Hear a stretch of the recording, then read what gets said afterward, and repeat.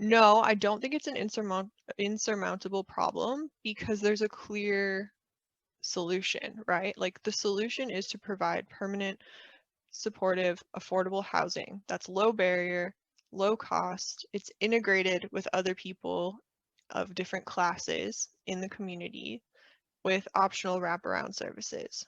This is like the solution, point blank, the end. There's actually a HRAP brief that her name is Lavina. She spent so much time basically calculating the most cost-effective way to end homelessness, and it was permanent supportive housing. So I'm like, if it's the most effective and it's the most cost-effective, it's very possible.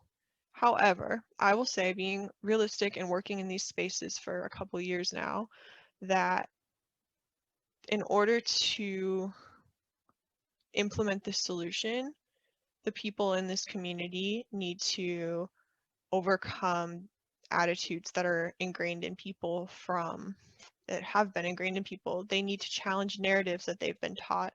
They need to address stigma. They need to get over the attitude of like, well, why should I give something to someone that I had to work for? Because that's not how it is, right? That's not the point, and that's not how life works. And it's like the world isn't equal for everybody. So I guess it's not equitable for everybody.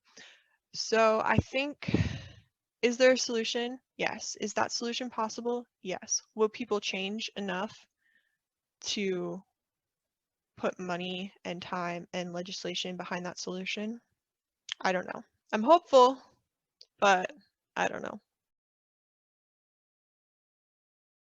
Criminalization is bad. It doesn't help anybody. It costs people who are paying taxes a ton of money, and it only creates more issues for people who are homeless, so that only makes the homelessness problem worse. And so something that I've learned as like a legal professional in policy advocacy is to like speak to the most kind-hearted and the most cold-hearted person in the world, or in the, not world, but I mean, I guess world. I meant to say room, but world.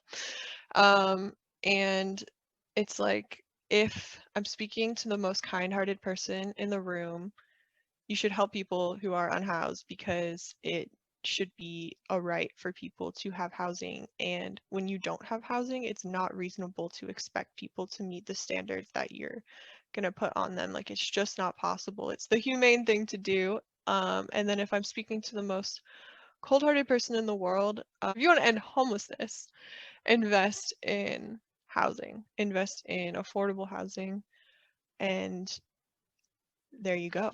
It's cheaper than continuing to criminalize, and it's better for the world.